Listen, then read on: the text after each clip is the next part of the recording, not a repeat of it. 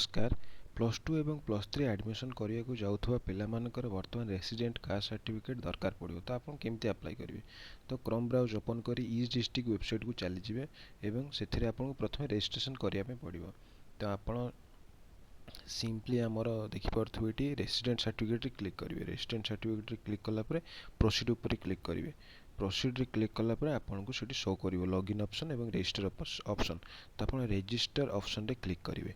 तले देखो लॉगिन तले अच्छे रजिस्टर, हाँ ये रजिस्ट्रेशन कर सारापर आप लॉगिन करने पड़ो। लॉगिन कलापर आप सबकि ऑप्शन पाइबे, रेसिडेंट कास्ट इनकम सबकि ऑप्शन पाइबे।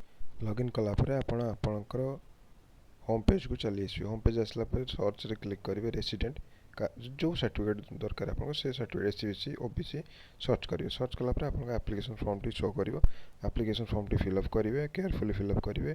तापर आप सबमिट रे क्लिक करेंगे। सबमिट कलापर आपंकर डॉक्यूमेंट अपलोड करेंगे। डॉक्यूमेंट पट्टा पावती आधार कार्ड और फोटो एवं सेल्फ डिक्लेरेशन एति फिलअप कलापर आपन फॉर्म टी सबमिट हो एवं एथि आपन एप्लिकेशन को ट्रैक करें। धन्यवाद। जय हिंद।